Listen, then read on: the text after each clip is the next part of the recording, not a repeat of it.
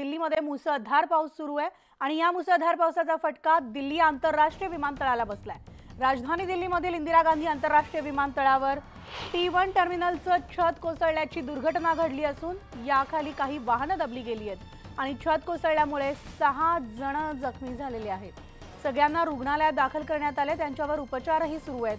दिल्ली अग्निशमन सेवेच्या एका अधिकाऱ्याने दिलेल्या माहितीनुसार सकाळी 5:30 च्या सुमारास दिल्ली विमानतळाच्या टर्मिनल 1 वर छत कोसळलं आणि अग्निशमन दलाच्या 4 गाड्या घटनास्थळी दाखल झाल्यात। बचावकार्य या ठिकाणी सुरू आहे, तर T1 टर्मिनलवरील सगळ्या विमानांचं उड्डाण त्यामुळे रद्द करण्यात आल्याची माहिती मिळते।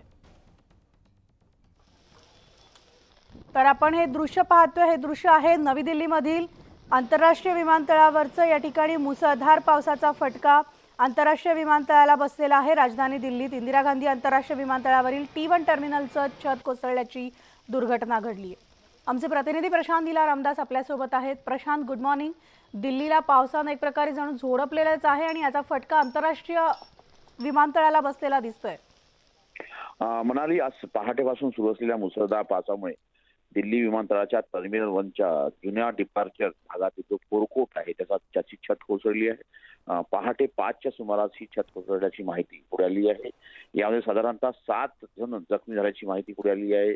घटनास्थळी आपत्कालीन विभागाचे कर्मचारी सर्व ते आवश्यक मदत करत आहे। जखमी जे आहे त्यांना जवळच्या वैद्यकीय रुग्णालयात दाखल करण्यात आलं आहे। या घटनेनंतर टर्मिनलवरून जो सर्व उडान कक्ष जे आहे ते सध्या बंद करण्यात आलेले आहे।